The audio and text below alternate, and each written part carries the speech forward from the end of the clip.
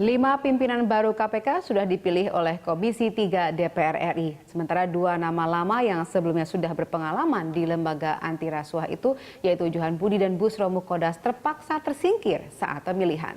Sejumlah tanggapan sinis pun muncul di benak publik saat mengetahui nama-nama baru pimpinan KPK.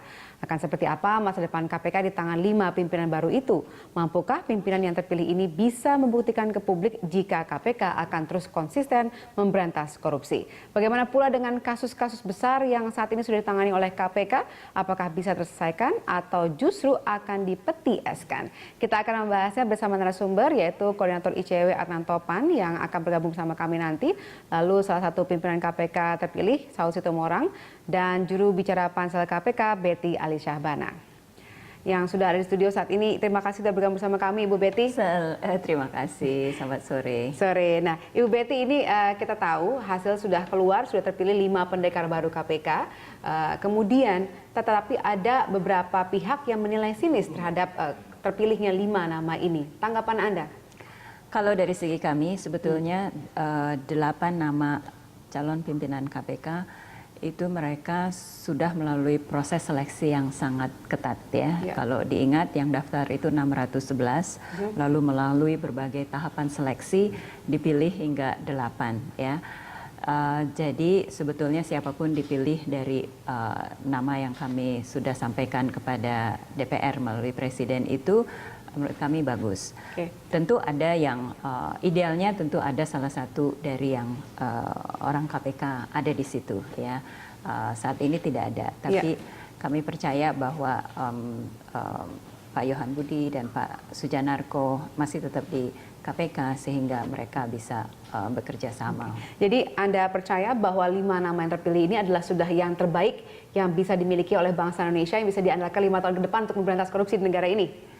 Saya optimis bahwa mereka memang orang-orang yang memenuhi kriteria sesuai yang dibutuhkan untuk bisa memimpin KPK, dan kami juga melihat komposisi yang seimbang antara penindakan dan pencegahan. Ya, kami percaya bahwa untuk pemberantasan korupsi yang efektif itu dibutuhkan penindakan dan pencegahan secara simultan dengan kecepatan yang sama. Penindakan tujuannya untuk efek jerah ya, deterrent effect, dan juga untuk mengembalikan uang negara. Kemudian pencegahan gunanya adalah membangun sistem, membangun tata kelola yang baik, yang accountable. Ya. Dari maksud saya potong, ini tadi kemarin pada saat fit and proper test sempat muncul kalimat dari ketua terpilih yaitu Agus Raharjo bahwa KPK akan fokus pada fungsi pencegahan. Nah, bagaimana Anda melihat ini? Apakah orang kemudian bisa seperti Anda katakan tetap optimis atau ada sedikit pergeseran dalam fokus di KPK ini? Kalau menurut saya pimpinan KPK itu kolektif kolegial ya, 5 orang itu akan bekerja secara kolektif kolegial dan mereka akan bekerja mengacu kepada undang-undang KPK, dan di dalam undang-undang KPK tersebut jelas disebut bahwa tanggung jawab KPK itu meliputi koordinasi dari institusi yang menangani tipikor, kemudian ada supervisi, ada penyelidikan, penyidikan, penuntutan, ada pencegahan, dan ada monitoring penyelenggara negara. Jadi kelima-limanya pasti tahu bahwa tugas KPK itu menyeluruh, dan di dalam 5 orang yang terpilih ada yang memang keahlian pengalamannya adalah di bidang penindakan, dan ada yang memang keahlian dan pengalamannya di bidang pencegahan. Pak Agus kebetulan pengalamannya di bidang pencegahan ya, karena beliau lama di LKPP, berhasil menerapkan e-procurement dan e-katalog ya, yang membuat pengadaan itu bisa lebih transparan, penghematan yang sangat signifikan ya, dan kebanyakan korupsi kan adanya di pengadaan. Jadi itu pengalaman yang sangat berguna. Bagaimana dengan sisi penindakan nanti? Kira-kira siapa nanti yang akan berperan besar untuk hal penindakan? Yang pengalamannya kuat di bidang penindakan adalah Ibu Basaria dan Pak Alexander Marwata. Ya, karena Ibu Basaria punya pengalaman yang panjang sebagai penyelidik dan penyidik ya di kepolisian. Kemudian Pak Alex Marwata punya pengalaman panjang sebagai hakim ad hoc tipikor. Baik.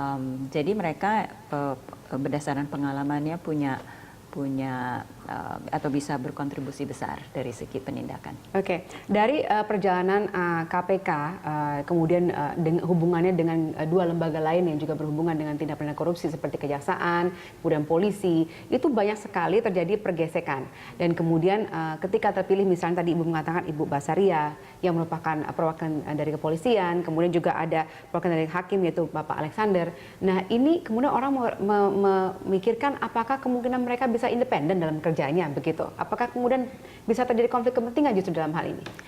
Soal independensi itu bagian yang sangat penting yang kita pelototin di dalam hal seleksi ya. Jadi memang kita memperhatikan independensi itu dan kita lihat dari berbagai tahapan apakah mereka bisa independen atau tidak.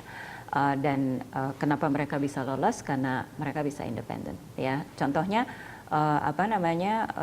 Ibu Basaria misalnya ya di dalam pengalaman karirnya bahkan ketika keluarganya terlibat di dalam kasus narkoba, beliau pun dengan dengan tegas tetap memprosesnya. Ya itu kan menunjukkan bahwa beliau bisa independen.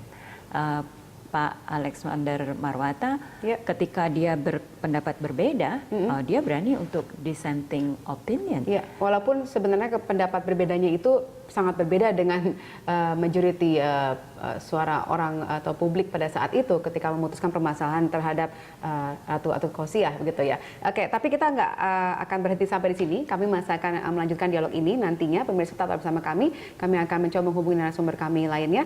Tetaplah di Prime Time Talk.